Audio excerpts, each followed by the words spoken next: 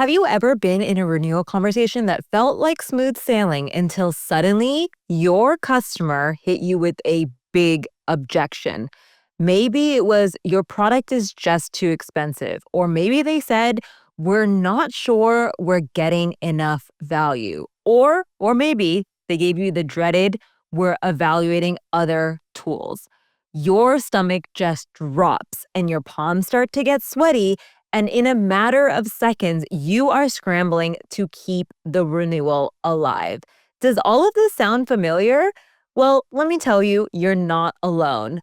But the secret is that objections aren't the enemy. They're actually a sign of engagement. And what if I told you they were actually a really good thing?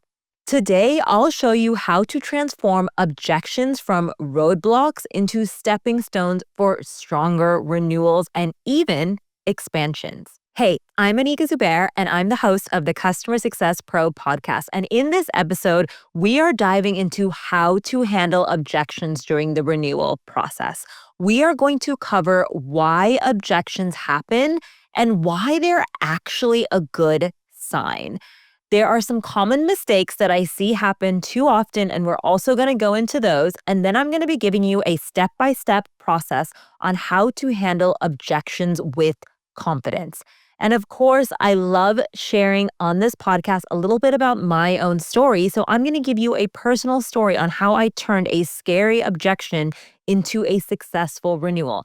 And of course, in every weekly solo episode, I'm going to leave you with a weekly challenge so that you can put today's tactics and practical advice into practice immediately. Now, before we get started, don't forget to hit subscribe to the podcast and leave a rating. And if you really enjoy it, maybe you can share it with your CS bestie or peers. Your support helps more customer success pros actually find the podcast and grow their careers. So sharing is caring, and I really appreciate it. Hello, everyone. I'm your host, Anika Zubair, and welcome to the Customer Success Pro podcast, your go-to space for real talk, expert advice, and actionable insights in the world of customer success. I'm a CS executive leader, award-winning strategist, CS coach, and customer success fanatic. I help CSMs and CS leaders build the skills and the confidence to become revenue-driving pros and scale world-class CS teams. So whether you're brand new to CS or a seasoned leader, this podcast is here to support your growth. Because customer success isn't a destination, it's a journey. And I'm here to be your guide and navigate every step of your journey. So join me every Wednesday where you'll get fresh CS tips, tricks, and strategies you can actually use. Some weeks I'll share my own insights and best practices from working in CS over the last 13 years. And once a month, I'll bring on expert guests to dive into the most relevant and pressing topics in customer success today. So if you're ready to level up, hit subscribe on Apple Podcasts, Spotify, or wherever you tune in, and let's make your CS journey a little bit easier together.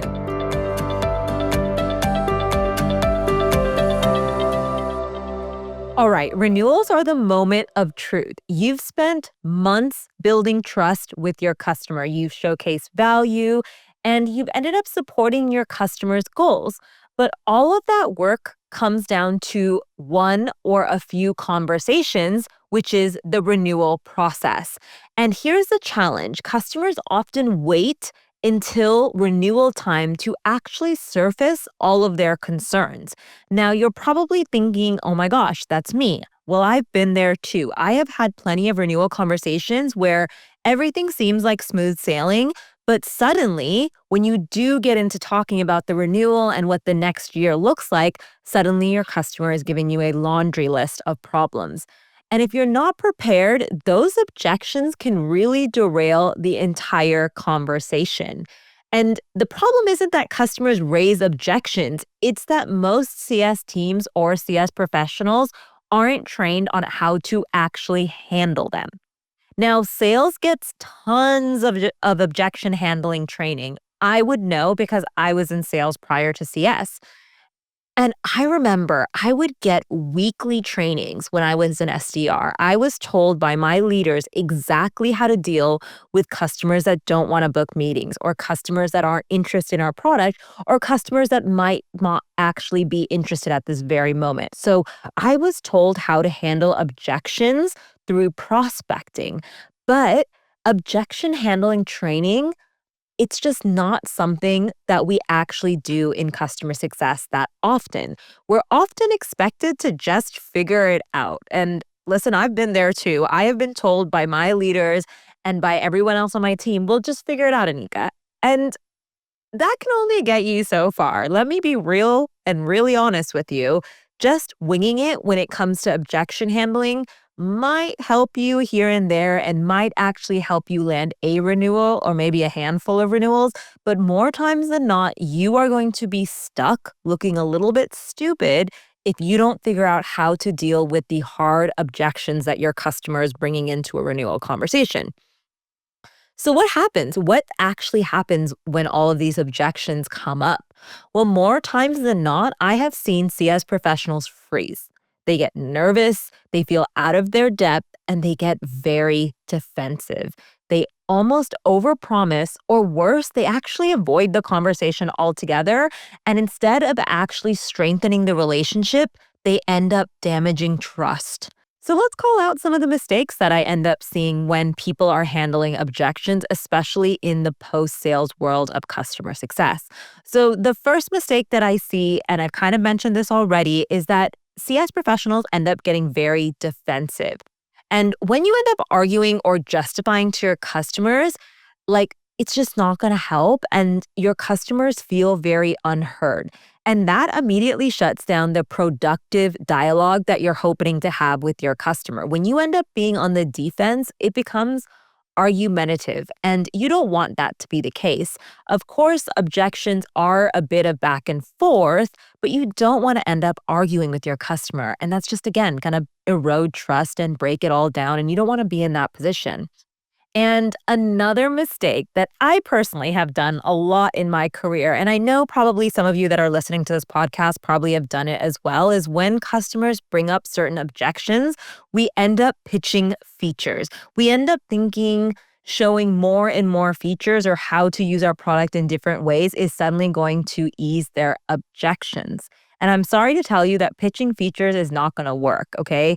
That's not value. Customers don't object because they need to hear about a new dashboard or a new integration. They object because they aren't seeing business impact or value.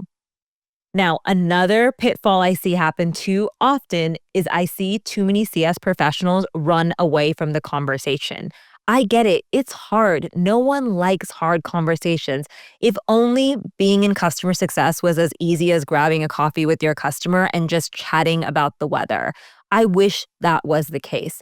But more times than not in customer success, we do have to have harder conversation. And I've seen CSMs hear an objection and then they just try to gloss over it. They almost try to move forward and run into the next conversation because they don't want to deal with it. But let me tell you right now that silence doesn't make an objection go away. Just ignoring the objection or waiting for another day to talk about it, it just makes the objection that much bigger of a problem for you to deal down the road. And another thing that I see happen too often is that customer success professionals end up going into renewal conversations not prepared. And what I mean by not prepared is they end up thinking that because of product usage, because of adoption, and because a champion said that it was going to go well, they almost expect the conversation to go well. But if you don't know your risks and you don't come in almost expecting your customer to churn, and you don't understand the usage data and the stakeholder sentiment before the renewal and that conversation, you are going to get blindsided. And I'm saying this with as much love as possible, but the one big difference I've seen between customer success and sales is in CS, we tend to trust our customers too often. We tend to take their word as the truth. And salespeople are trained to basically be a little bit more, what's the word I'm looking for? They're basically trained to be a bit more hesitant to trust or a bit more probing to really get to the trust with their prospects. And in CS, because we work with our customers so often, we automatically default thinking that our customer is always telling us the truth and always being honest with us when they are working with us. But more times than not, our customer is not always being 100% truthful with us. And then suddenly they bring up all these objections that they have to our product and service. And that's no fault of them, it's no fault of us, but we go into a conversation thinking that they're totally fine, when more times than not, they are not. And that's when you get blindsided, and that's when you end up really in a tough conversation that you don't want to have with your customer. Now, are all of these things starting to sound a little bit familiar? Don't worry, these mistakes are super common. They're also fixable. And I just like to remind you that I have been there too. We are all human. We're all in customer success trying to figure this out together. And these are mistakes that are common and happening day in and day out, but there are steps on how you can actually be proactive and make sure that you're prepared for objections in a renewal conversation. So here are my tips on how to handle objections the right way. First of all, I want you to listen fully. I know I've said this before in previous podcasts, but we tend to almost answer questions for our customers. And I don't want you doing that. Don't interrupt them. Don't rush to fill in the silence. Let your customer talk. Let them really air out all the objections, all the problems that they're having. Let them actually say everything and stop trying to find a solution before they are done sharing all the objections. Because what I've done personally, and what you might do as well, is they list one objection and you jump in and you almost try to fix that objection right away. But in doing so, you might actually contradict yourself when it comes to other things that you're trying to prove or show value in. So hear the full story, understand the full problem, and let your customer speak to the full objections that they're having, and then come up with a concise response back. When you just jump in and try to fix the problems as they come up, that also makes you reactive and not strategic. Being strategic is listening to the full customer conversation, the full objection, and then really critically thinking, how can you take this to the next step forward and be able to give them the guidance they need and the outcomes that they need. Okay, before we get into this episode further, let's stop right here, because if you're listening and you're thinking, wow, my team really struggles with objections during renewals, then this part is for you. Right now, your CSMs are probably walking into renewal calls super nervous. Customers are pushing back on price, challenging the value, or mentioning competitors, and suddenly your team is on the back foot. That hesitation, it's costing you your renewal and potential upsells.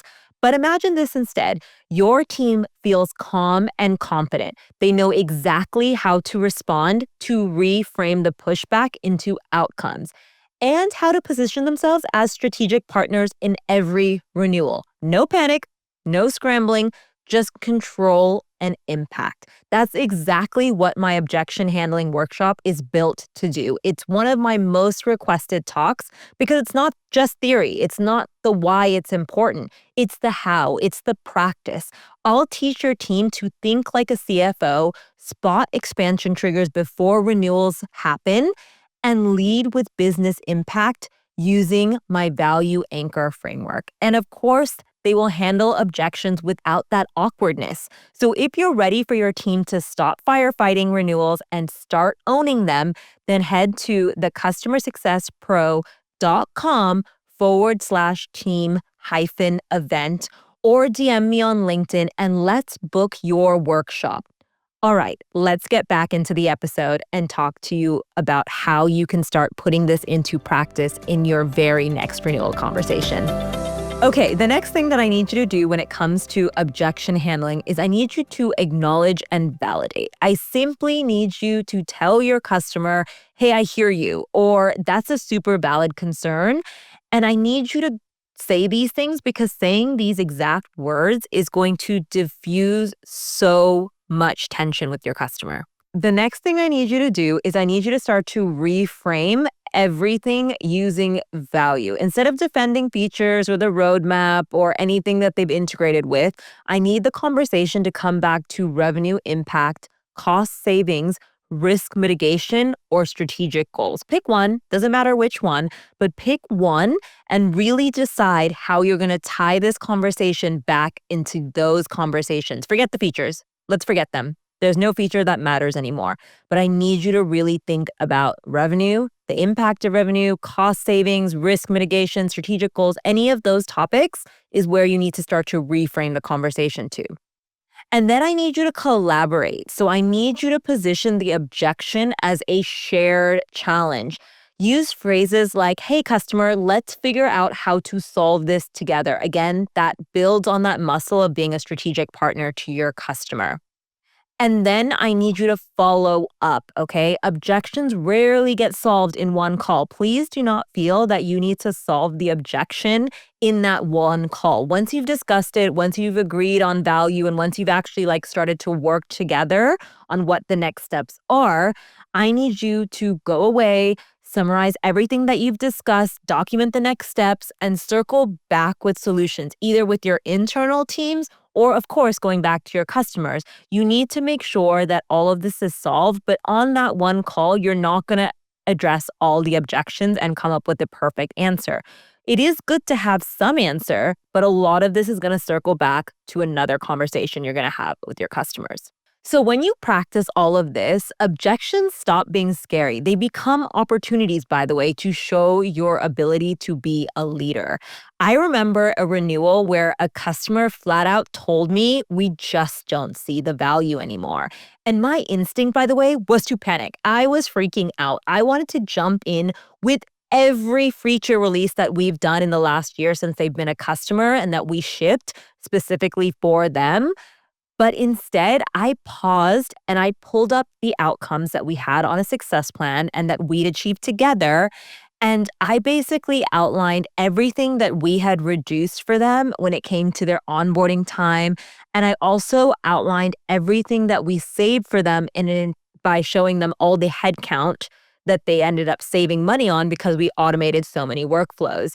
And they then just saw that everything we were working on actually ended up growing revenue, by the way. And once I reframed this conversation to business impact rather than the features, the energy in that renewal conversation completely shifted, okay?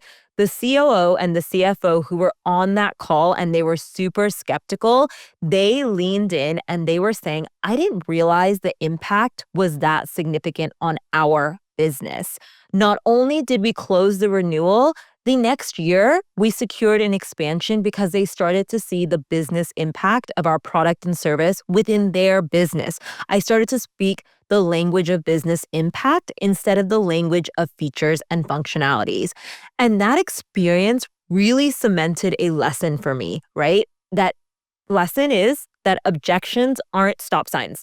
A lot of times in customer success, we almost see them as big red flags or big red signals that say, oh no, churn, oh no, problem, okay? But when I started to reframe towards value with my customers, I realized that objections were actually invitations to prove more value to your customers. And that is exactly what I want you to do this week, okay?